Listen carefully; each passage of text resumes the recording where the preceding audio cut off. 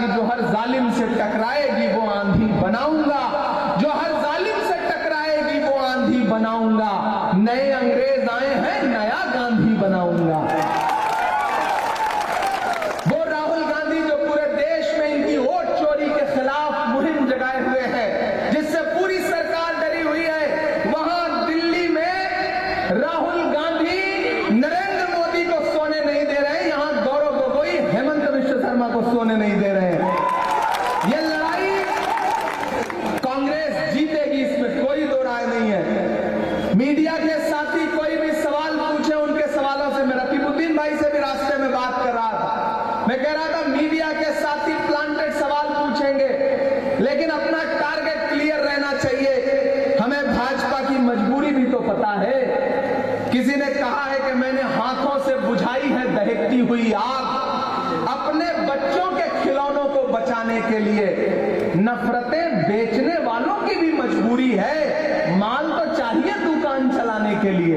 तो ये जो भी नफरत की बात कर रहे हैं, चीफ मिनिस्टर हो, इनके मिनिस्टर हो, उनकी मजबूरी है, क्योंकि उनके पास सिर्फ और सिर्फ नफरत की दुकान है, लेकिन हमारे पास मोहब्बत की दुकान है। हम कांग्रेस के लोग हैं और हम आपको भरोसा दिलाते हैं, बिजली से चिरागों की लवें काटने वालों, कुदरत के करिश्मों से लड़ोगे तो मिटोगे।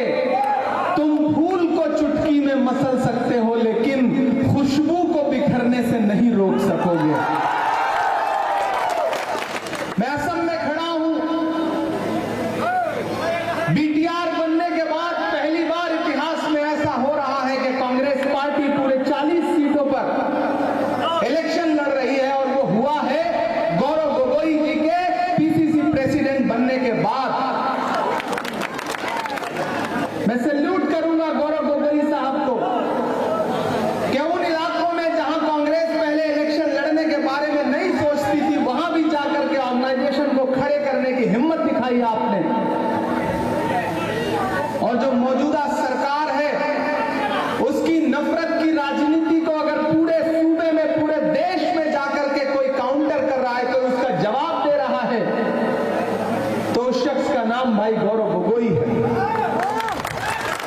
इन्होंने मुझे 3 दिन पहले कहा कि आपको इलेक्शन के लिए आना है सालबारी में। मैं बिहार स्क्रीनिंग कमेटी का मेंबर हूं, कल सुबह 11 बजे मेरी मीटिंग है, लेकिन गौरव गोगोई की मोहब्बत में ऐसी कशिश थी, इन्होंने ऐसी मोहब्बत से आवाज दिया कि मुझे लगा मेरा भाई अकेले वहां पे लड़ रहा है, तो मेरा फर्ज बनता है कि मैं जाऊं और उसके कंधे से कंधा मिला करके खड़ा हो जाऊं। सालबारी वालों, एक तरफ भाजपा की नफरत की राजनीति है, और यहां आपके बीच में कोई ट्रैक्टर लेके घूम रहा है, तो कोई नांगल लेके घूम रहा है। लेकिन आपको यह समझना पड़ेगा, चाहे वो थोड़ा सा पीछे हो जाओ, पीछे के लोगों को देखने दो। हाँ, ये जो रिकॉर्डिंग कर रहे हैं, थोड़ी देर आप इन्हें भी बर्दाश्त करो। इट्स ओके, ठीक है, ठीक, दिखाई पड़ने लगेगा, दिखाई पड़ने लगेगा। सालबारी वालों, एक तरफ भाजपा है, कोई ट्रैक्टर लेके घूम रहा है, कोई नांगल लेके घूम रहा है, लेकिन याद रखना, चाहे वो ट्रैक्टर की स्टीयरिंग हो या फिर नांगल हो, दोनों को चलाने वाला कौन है? याद रखना इस बात को। मैं आपके बीच में ये कहने आया हूं कि कहने के लिए ये इलेक्शन आपको छोटा इलेक्शन समझ में आएगा, लेकिन ये जो बीटीसी का इलेक्शन है, दरअसल आने वाले 7 महीने बाद जो असेंबली का इलेक्शन होने वाला है, उसका सेमीफाइनल है। इसलिए आपकी जिम्मेदारियां बहुत बढ़ जाती हैं। आज मैं जब गुवाहाटी में लैंड किया, तो मुझसे मीडिया के साथियों ने कहा कि इमरान साहब, असम भाजपा और उसका ट्विटर हैंडल, उसके सोशल प्लेटफॉर्म पे तरह तरह की नफरत परोसी जा रही है। मैंने कहा, कल देश के प्रधानमंत्री नरेंद्र मोदी जी का जन्मदिन था। उनके जन्मदिन के दिन हेमंत विश्व शर्मा ने उनको जो तोहफा दिया है, एक और नफरत का तोहफा, पता नहीं उनसे पूछ के इस तरह बिना पूछे किया जा रहा है।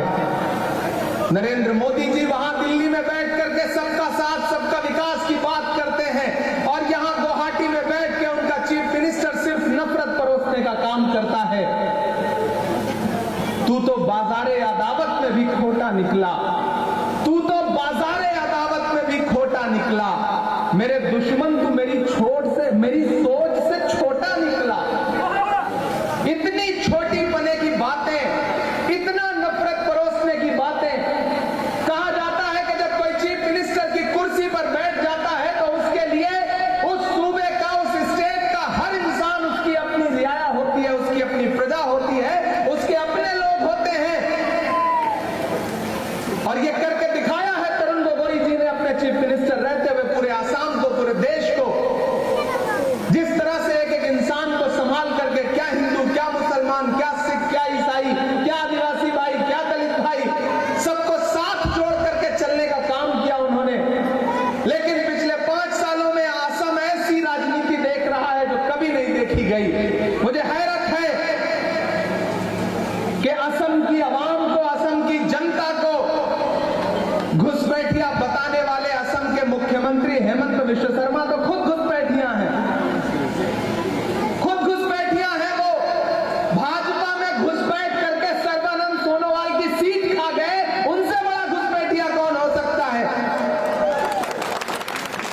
वो जनता को घुसपैठिया बताते हैं, जनता के खिलाफ नफरत की बात करते हैं। लेकिन सालबारी वालों, हार तब होती है जब मान लिया जाता है, जीत तब होती है जब ठान लिया जाता है। इस बार कांग्रेस के साथियों ने ठान लिया है कि आने वाले 7 महीने बाद असम में कांग्रेस की सरकार बनानी है और उसके लिए अभी से तैयारी करनी पड़ेगी, अभी से लड़ाई लड़नी पड़ेगी। एक तरफ राहुल गांधी जो लड़ाई लड़ रहे हैं पूरे देश में, वो लड़ाई लड़ने के लिए राहुल गांधी जी ने अपना कमांडर बना करके गौरव गोगोई जी को आपके बीच में भेजा है, ताकि आने वाले दिनों में गौरव गोगोई असम में कांग्रेस की सरकार फिर से वापस ला सके। ये जिम्मेदारी देकर के इन्हें वापस भेजा है। मैंने देखा है वो गौरव गोगोई को टारगेट कर रहे हैं लगातार, लगातार। हेमंत विश्व शर्मा की जबान पर, उनकी राजनीति की सोच में अगर कोई है तो गौरव गोगोई है। ये है हमारे गौरव गोगोई की ताकत, ये है हमारे पीसीसी प्रेसिडेंट की ताकत कि सूबे का चीफ मिनिस्टर सोते जागते अगर कोई नाम सोचता है तो उसका नाम गौरव गोगोई है। ये है गौरव गोगोई की ताकत। सालबारी वालों, असम वालों, गौरव गोगोई सिर्फ असम का गौरव नहीं है। गौरव गोगोई जब देश की पार्लियामेंट में बोलता है तो पूरी भाजपा की धड़कनें बढ़ जाती हैं, चाहे नरेंद्र मोदी जी हो या अमित शाह जी हो। गौरव गोगोई के सवालों का सामना करने से सब डरते हैं। मैंने अपनी आंखों से देश की पार्लियामेंट में देखा है इस बात को। गौरव भाई लोकसभा में बैठते हैं, मैं राज्यसभा में बैठता हूं, हम दोनों भाई पार्लियामेंट में रहते हैं। हमने देखा है कि गौरव गोगोई जब बोलना शुरू करते हैं, और राहुल गांधी जी का भरोसा भी गौरव गोगोई पे कितना बड़ा है कि जब राहुल गांधी जी को बहुत से अहम मौकों पे बोलना होता है तो वो गौरव गोगोई का हाथ पकड़ के कहते हैं कि गौरव जाओ, मेरी जगह तुम बोलोगे और सरकार के सवालों का जवाब दोगे, सरकार से सवाल पूछोगे। यह है गौरव गोगोई की ताकत।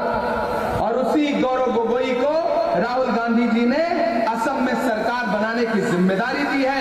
इसलिए सालबारी के साथियों, आप सारे लोग कांग्रेस के साथ हो जाइए, गौरव के साथ खड़े हो जाइए।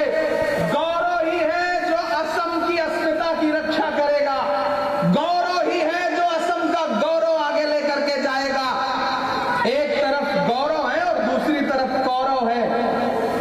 महाभारत तो होके रहेगी और इस महाभारत में जीत गौरव की होगी, कौरव की नहीं होगी। और एक बात और कहता हूं, असम की मुख्यमंत्री की बेचैनी से डरिए मत। इस बीच बहुत बेचैन है वो, और उनकी बेचैनी का लुत्फ उठाइए। हमारे यहां एक कहावत है कि जब दिया बुझने लगता है तो जोर से फड़फड़ाता है। यूपी में दिल्ली में ये कहावत है कि दिया जब बुझने वाला होता है तो जोर से फड़फड़ाता है।